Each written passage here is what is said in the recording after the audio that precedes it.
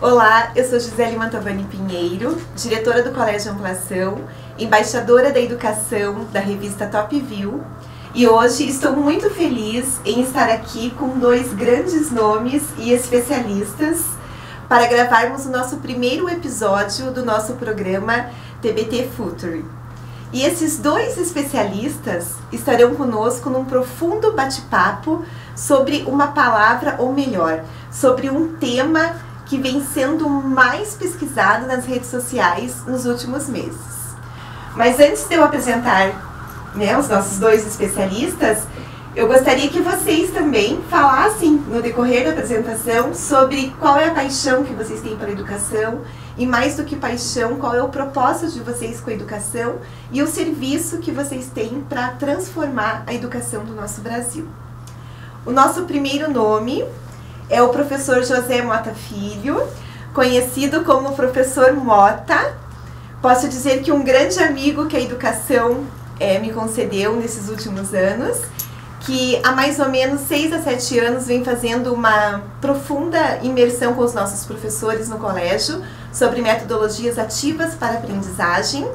E hoje está aqui com vocês para falar um pouquinho sobre essa palavra tão procurada que é o metaverso. E o nosso segundo nome, especialista Raulison, que é cofundador da Binóculos, empresa referência em tecnologia de realidade aumentada, e também cofundador e CEO da Bitus, considerada a mais inovadora escola de idiomas do mundo. E agora eu vou pedir para que vocês comentem um pouquinho sobre a bio de vocês, sobre essa paixão e sobre a missão para a transformação da educação. Bom, Gisele, em primeiro lugar, eu quero dizer que é muito bacana estar aqui com você, com todo o público da Top View aí, com esse viés da educação, essa nossa conversa. Então, muito legal ter vocês conosco. E estar aqui com o meu grande amigo, parceiro de bons propósitos na educação, o Ravi, para que possamos conversar sobre um tema efervescente. E como a Gisele me provocou, meu propósito hoje na educação é mudar as pessoas de uma maneira diferente e relevante para que elas possam mudar o mundo. E como meu network, a minha lida diária é na educação, transformar os professores, os gestores, coordenadores, os alunos, para que todo esse ecossistema, esse público, possa transformar a vida de cada um para melhor, por meio de práticas que sejam assim muito inovadoras, muito disruptivas, porque o professor do século XXI ele tem que ser um designer de uma experiência de aprendizagem, e isso tem que ter emoção.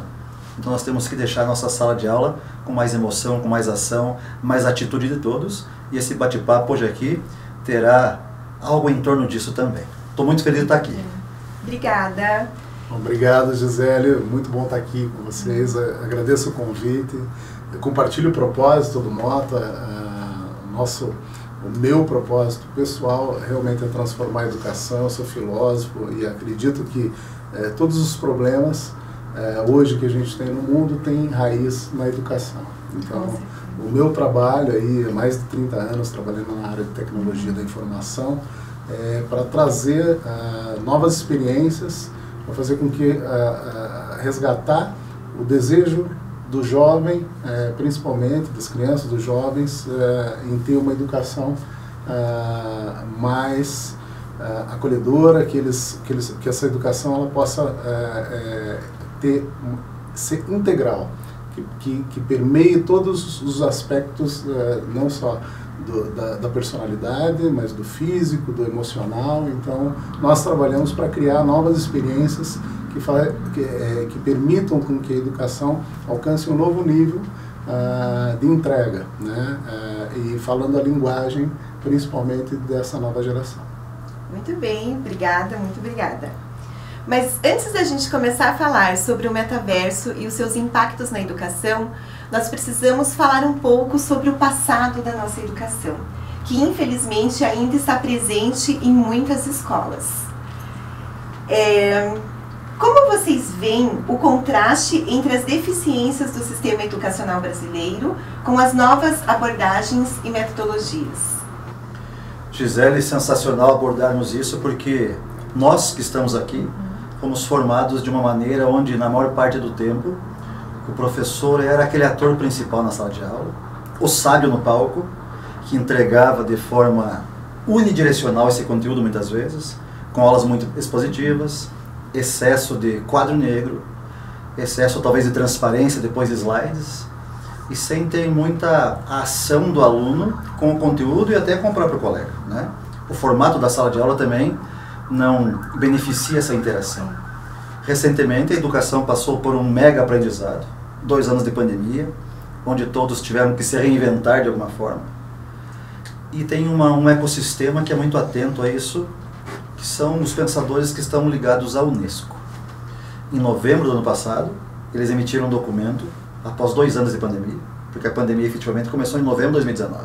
Então, em novembro de 2021, um documento que é reimaginar os nossos futuros. Um novo contrato social para a educação.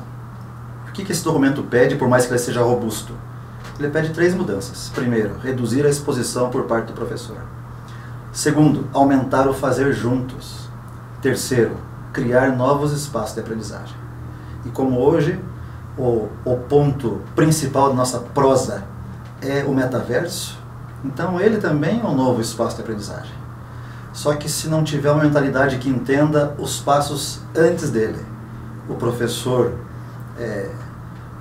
parar de falar demais, talvez, e deixar o aluno descobrir, por meio de perguntas inteligentes que saiam do professor, todos fazerem muitas coisas juntos, para que esses espaços sejam criados, entendeu?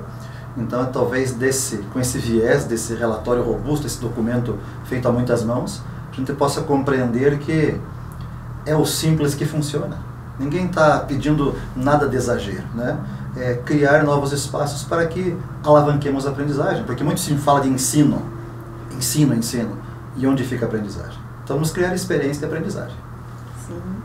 E está mais do que na hora de nós, escolas, a gente assumir e realmente vestir essa camisa, por conta que a tecnologia ela veio para agregar na educação. Então a gente não é mais uma aliada. Então a partir do momento que as escolas também começarem a mudar essa mentalidade, tudo vai começar a fluir. Gisele, é bem provável que o RAV daqui a pouco se refira a um blended learning. Essa mistura para aprendizagem. Sim. Que tem 4 itens. Pessoas. Sem pessoas não tem educação, premissa básica. Segundo, anytime, anywhere, device. A educação se faz em qualquer tempo, em qualquer lugar, com qualquer equipamento. Terceiro, metodologia, que não é só falar e escrever no quadro, e tecnologia.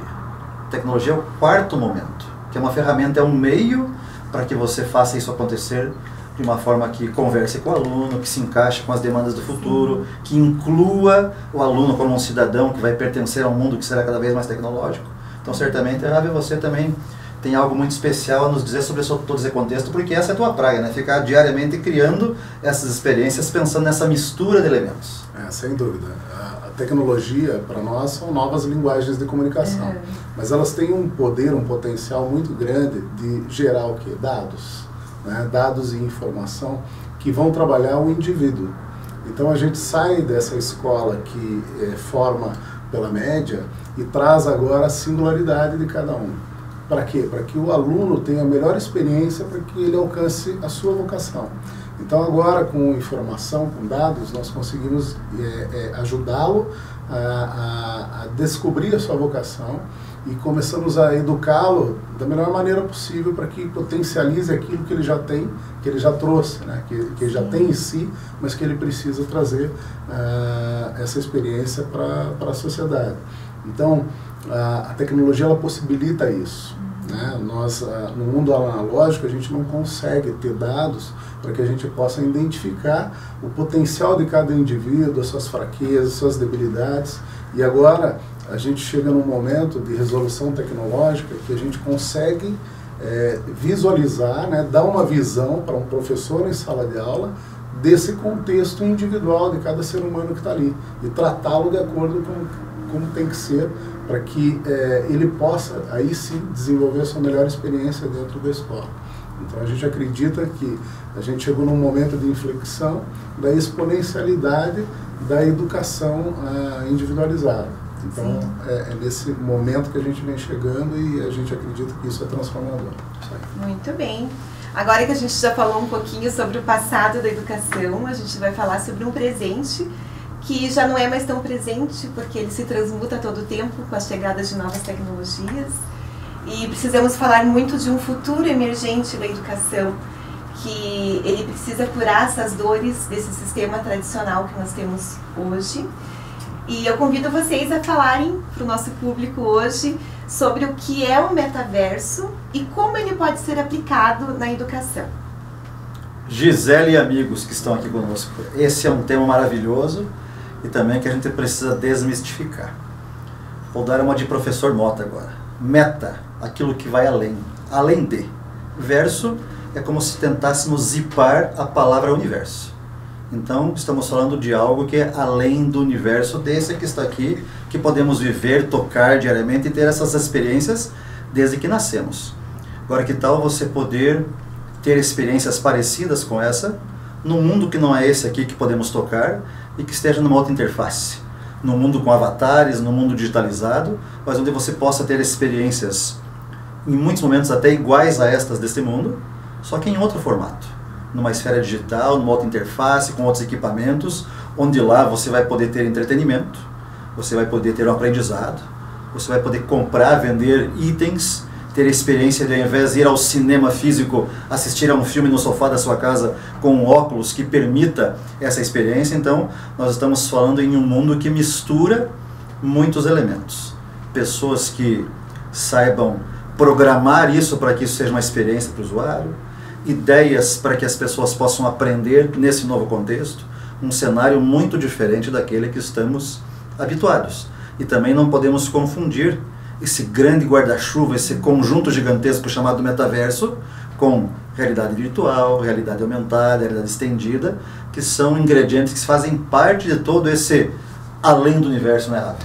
É isso aí. E aproveitando que você falou de confundir realidade virtual e realidade aumentada, o Ravi podia explicar para a gente qual é a diferença da realidade aumentada e da realidade virtual. Perfeito.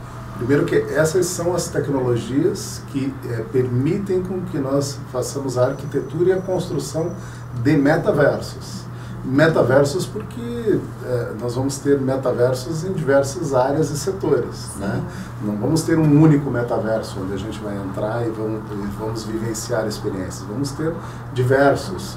E metaverso é um lugar, né? Então, é um lugar onde você vive experiências. Então, nós vamos construir novos lugares. Essas tecnologias que estão por trás da construção, existem diferenças bastante importantes entre elas, né? As pessoas confundem realidade virtual com realidade aumentada e não sabem muito bem o que é realidade mista. A realidade virtual, sendo bastante didático, ela tira você daqui e leva para um outro lugar, ou seja, você consegue fazer uma viagem para um outro lugar virtualmente quando você coloca um óculos de realidade virtual. Só é possível usando esse dispositivo.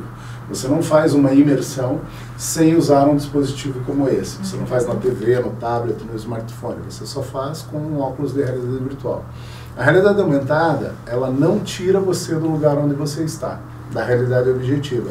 Ela sobrepõe camadas computacionais sobre a tua realidade objetiva. Então, o que ela vai fazer é trazer computação espacial para que você possa, para entretenimento, para que você possa resolver um problema, para te ajudar numa tarefa, para te ajudar no trabalho. Essa computação espacial que chega é o futuro da computação. É como nós vamos nos comunicar e aí nós estamos vendo toda uma evolução aí de tecnologia e dispositivos. E realidade mista, a gente pode dizer que é um pouco das duas coisas, né? A gente, em alguns momentos, a gente vai ter experiências completamente imersivas, trazendo elementos computacionais sobrepostos a essa realidade virtual, como também a gente vai ter muita mais interação com outros sentidos físicos. Porque hoje, com a realidade virtual, muitas vezes as pessoas conhecem o óculos, né, que trabalha com a visão, e você coloca um fone e você tem ali uma experiência em realidade virtual. Mas estão vindo muitas coisas que são sensores ápticos, roupas, wearables, que vão fazer com que você tenha os outros sentidos imersos, e aí a gente está misturando as realidades. Muito bem. E que mensagem vocês podem dizer para as pessoas que estão na dúvida se o metaverso é uma realidade ou se é um modismo? Em muitos setores hoje já é uma realidade. A gente está falando, por exemplo, de criptomoedas, NFTs, próprios negócios saindo dentro do metaverso, em mundos como o Decentraland, né? É algo como se fosse assim um Second Life, algo misturando um pouquinho de Pokémon GO, para que possamos ter as duas interfaces aí misturadas. Já tivemos recentemente num desses mundos um show do Travis Scott, se não me engano foi no Fortnite, ou seja, pessoas se reunindo de forma virtual num metaverso para assistir a um show. Então vejam, isso já está acontecendo na vida de muitas pessoas, em vários setores da economia, só que isso ainda não está pulverizado e também em função de desdobramentos econômicos, inclusive gerados pela pandemia, não faz com que consigamos tocar isso facilmente. Eu me recordo que uma época nós ouvíamos falar de smartphone, nem tinha esse nome, era celular. Uns aparelhos grandes que apelidamos de tijolão. E a gente ficava olhando para aquilo, puxa vida, será que um dia nós teremos acesso?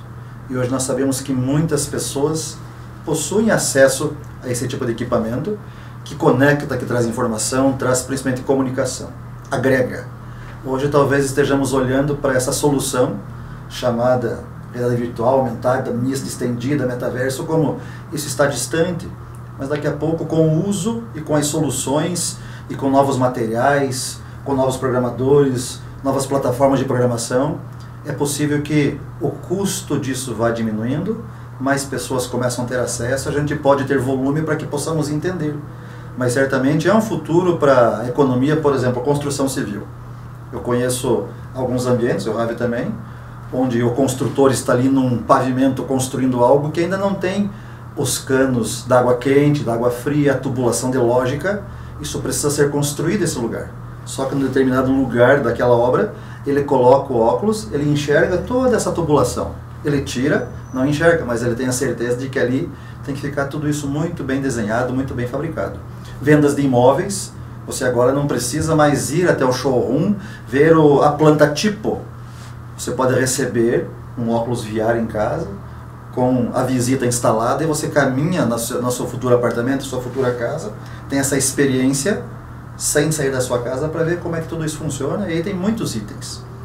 Hoje ainda não está na mão de todos, em função de várias variáveis, mas eu acredito que é tendência, inclusive na educação. A gente está falando de coisas muito sensíveis que neurociência para aprendizagem, essa aprendizagem ubíqua, com muitos sensores, com muitas experiências, com o tato, com os órgãos dos sentidos muito bem afinados para tudo isso. Então eu acredito que nós estamos caminhando para esse mundo e ele será incrível. Eu sou entusiasta, eu sou um pouco futurista. Eu sempre gosto de pensar que as melhores experiências têm que chegar na mão de todo mundo. Só que nós sabemos de alguns gaps que temos hoje, mas não é por causa deles que nós temos que desanimar, nós temos que persistir e levar essa informação, levar essas novidades para que algo incrível aconteça. Sem dúvida. Os gaps estão diminuindo, né, Mata? Nós temos cases no mundo hoje já escaláveis, né? O Walmart já treina mais de 1 milhão de profissionais nos Estados Unidos usando a realidade virtual. E como é que ele faz isso? Ele faz de forma descentralizada. São mais de 4.000 hipermercados espalhados por todo o país, e lá ele tem óculos de realidade virtual, 2, 3 dispositivos que são usados por todos os trabalhadores de cada hipermercado. Então ele está com 17.000 óculos espalhados em mais de 4.000 hipermercados, treinando mais de 1 milhão de profissionais. O Bank of America já está com um projeto semelhante. A gente vê soft skills, hard skills, muitas coisas no ambiente profissional de trabalho utilizando a realidade virtual para transmissão de conhecimento. Por quê? Porque ela consegue ser o último passo antes da prática. Consegue levar você para uma situação, para você vivenciá-la virtualmente antes de você ir para a prática. Com isso você elimina riscos, você diminui o tempo também de absorção de conhecimento, aumenta a tua capacidade de entendimento do problema, você não fica imaginando coisas que você está lendo, você está lá, você está vendo, você está vivendo aquela situação. Isso já é uma realidade no ambiente empresarial, em grandes empresas, está crescendo, né? Então assim, é inexorável, o metaverso está acontecendo, vai crescer, e principalmente, e é o que nós acreditamos, no ambiente educacional, né? O Peter Diamandis da Singularity fala que tem 2 tecnologias que que vão transformar radicalmente a educação, inteligência artificial e realidade virtual. Gisele Raiva, eu quero complementar quando você cita esse exemplo de formar muitas pessoas nesse mundo. É importante que todos saibam que não é você fazer uma aula de 50 minutos, que acontece na escola, com o aluno sentado, imerso nessa experiência, não. Ele é um dos elementos dessa aprendizagem combinada que é o Blended. Tem a fala do professor, sim. Tem a interação com os colegas? Tem. Tem o escrever, o pensar, o unir, o compartilhar? Tem, mas tem esse drops, esse momento que ele está imerso ali, e que nessa imersão pode ter ícones para ele acessar, um quiz para responder, está formando um banco de dados para o professor, onde aqueles 50 alunos que passaram por aquela experiência tiveram reações diferentes, respostas diferentes. Então, são pedaços dessa experiência de aprendizagem que podem acontecer nesse novo mundo. Assim como acontece ali, tocando o touch do tablet ou do celular, ouvindo a explicação do professor, o professor passando um pedaço de um filme do YouTube que é importante, daquele conteúdo lá na tela, tudo isso vai conviver. Então não podemos pensar que agora coloca as pessoas com óculos que está tudo resolvido, não. É mais um bom tempero para que a experiência de quem está aprendendo seja a melhor possível. Como o Ravi falou, é a última fronteira para que você viva aquilo de verdade. Posso ir para as pirâmides do Egito hoje? Não. Mas eu quero estar ao redor, então é possível. E qual seria o próximo passo? Daí só estando lá. Mas então a gente consegue aproximar mundos do aluno, que talvez não tenha essa oportunidade, né? Ótimo, já entrou na próxima pergunta, que eu ia pedir um exemplo para vocês de algum conteúdo específico de qualquer disciplina para que o professor consiga aplicar dentro da sua sala de aula. Vou citar um, Ravi, se você me permite, que a Binóculos fez um trabalho muito legal, pré-Olimpíadas, com atletas, a fim de divulgarmos como que funciona o atletismo, né? Os vários esportes dentro do atletismo. Daí o Ravi, com o Júnior, com toda a equipe da Binóculos, me chamaram como professor de física e disseram assim: Mota, não tem como colocar um conteúdo nisso aí? Eu falei, bora ver como é que ficou o salto em distância. Ficou extraordinário. O atleta correndo, saltando e tudo mais. Eu falei, vamos fazer a partir disso que vocês filmaram, com drones, com robô, o atleta em diversos ângulos, vamos colocar física. Nós conseguimos construir uma aula onde o aluno entende energia, entende o lançamento oblíquo. Então colocamos elementos muito específicos de conservação de energia, a cinética, a potencial gravitacional para atingir uma certa altura, e qual seria o melhor ângulo de tiro desse salto. Então tem toda a parte do lançamento oblíquo, ou seja, tem conteúdos extraordinários que nós podemos construir, e já tem alguns que estão prontos.